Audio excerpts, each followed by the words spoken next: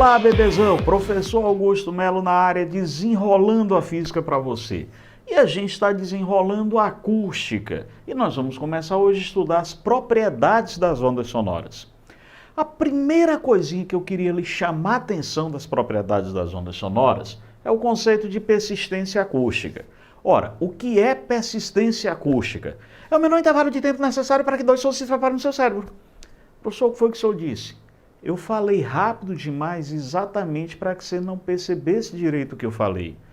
Persistência acústica é o menor intervalo de tempo necessário para que dois sons se separem no cérebro. Para uma pessoa normal, esse tempo de permanência é de 1/10 de segundo. Agora, isso aqui varia de pessoa para pessoa. Por exemplo, eu não sou normal, minha persistência acústica é maior. Eu sou meio lesado. Se eu for assistir um jogo de futebol pelo rádio, eu não entendo nada do que o cara está dizendo, né? Cada doido tem sua mania, tem essa leseira. Então, minha persistência acústica é maior do que 1/10 de segundo. Mas as pessoas normal, padrão da sociedade, é de 1/10 de segundo. Então, isso é o menor intervalo de tempo que a gente tem que dar entre duas palavras para que elas se separem no cérebro, para que você possa entendê-las como palavras separadas.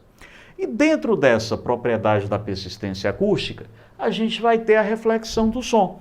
O que é a reflexão do som, professor? O som vai encontrar um obstáculo e vai retornar.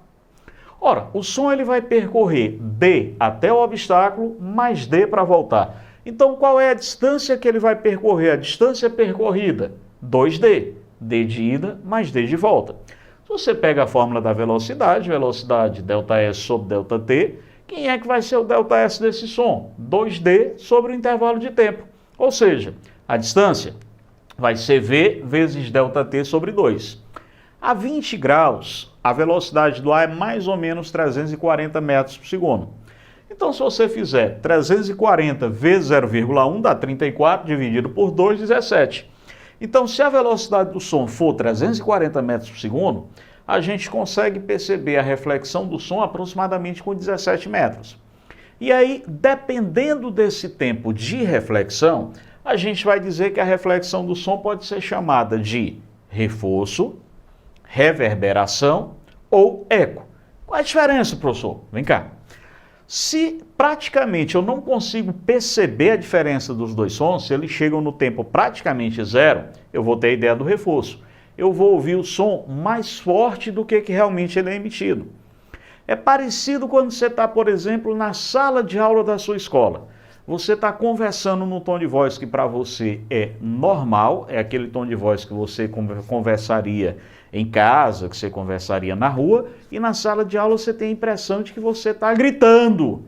Por que você tem essa impressão? Porque você está tendo reforço. O som da tua voz bate nas paredes, bate no teto, bate no chão e retorna para o ouvido quase que imediatamente. Então, se tem a sensação direta da tua voz, mais o som refletido. Isso me dá a ideia do reforço. Quando esse intervalo de tempo é acima de zero, mas não chega no limiar da persistência, não chega em 1/10, a gente vai ter a última sílaba sendo repetida. Você vai ter o que a gente vai chamar de reverberação som. A última sílaba vai estar sendo repetida. E se você distingue com facilidade os dois sons, a gente vai ter o eco. Então, o eco você ouve nitidamente o som emitido direto pela fonte, mais o som refletido. De uma maneira geral, os exercícios de vestibular tratam tudo como sendo eco. Então, quando ele falar simplesmente em eco, a gente vai admitir como tempo mínimo necessário de 1/10 de segundo. Agora, rigorosamente, se você não percebe a separação dos dois sons, reforço, se a última sílaba é mais intensa, você vai ter a reverberação, e se você ouve os dois sons separadamente, você vai ter o eco. Tranquilo? Nas propriedades das ondas sonoras, eu queria te chamar a atenção aqui para a difração. O que é a difração? É a propriedade que o som tem de contornar obstáculos.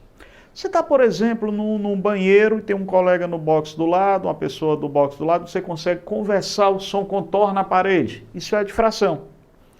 Talvez você conheça alguém que mora num prédio. Esse prédio fica próximo de um local onde tem muito barulho, um barzinho, por exemplo. E aí, pessoal de um andar não consegue ouvir o barulho do barzinho, o pessoal do andar de cima também não ouve, mas naquela janela do seu apartamento parece que o pessoal está conversando, todo mundo na varanda. O som contorna e vai exatamente para a sua janela. Isso é a difração. A difração, a distância contornada, é aproximadamente igual ao comprimento de onda. E o comprimento de onda máximo do som é de 17 metros. Então o som ele consegue contornar barreiras de até 17 metros com muita facilidade. Então quem mora num prédio a 17 metros do chão é complicado. Todo o barulho da rua vai exatamente para a sua varanda. Parece que aquele barulho está sendo feito todo na sua varanda, é como se todo mundo estivesse dentro de casa. Você mora num condomínio próximo da piscina, está nesse rol aqui do comprimento de onda. A gritaria na piscina, a brincadeira na piscina, o barulho todo dentro do seu apartamento. Essa propriedade que o som tem de contornar, de procurar uma brecha, procurar uma abertura para passar, é a difração. Já a refração, o som, ao invés de contornar, ele atravessa o anteparo. Então, tem uma pessoa, por exemplo, dentro de um quarto e alguém fala do lado de fora ou bate e o som atravessa. Essa propriedade é a refração. E para a gente fechar essa parte de propriedades, vem cá, interferência.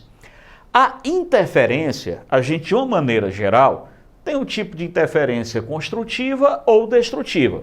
Interferência é construtiva quando eu tenho as ondas em fase, as duas para o mesmo lado, eu vou somar as amplitudes.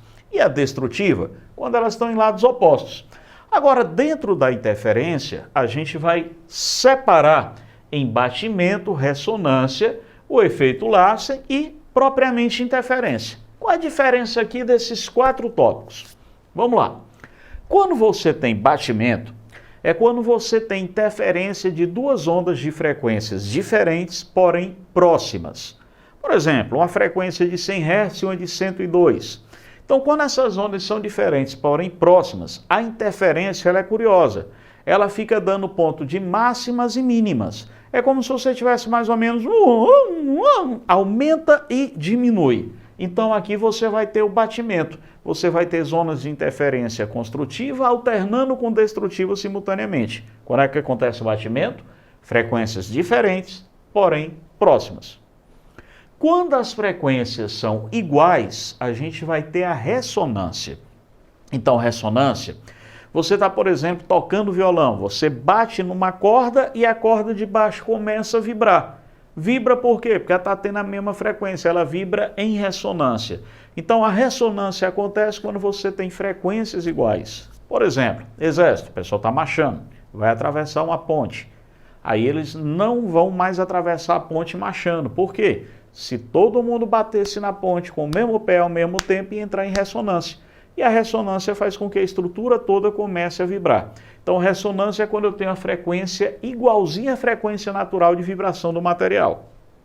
O efeito Larsen, talvez você já tenha ouvido um programa de rádio ao vivo. Alguém liga lá para o rádio, né, o programa ao vivo, e está com o rádio da casa muito forte. O próprio som emitido pela emissora vai pelo celular ou pelo telefone e volta de novo para o estúdio.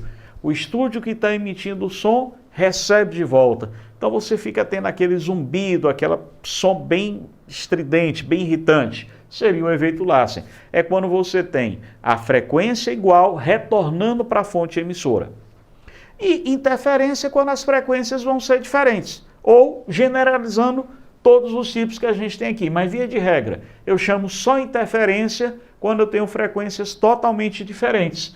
Então, em fase construtiva, eu vou ter uma amplitude resultante maior. Em oposição de fase, uma amplitude resultante menor. Tranquilo? Fui claro? Espero ter esclarecido para você toda essa parte de características do som. Um forte abraço, até o nosso próximo encontro.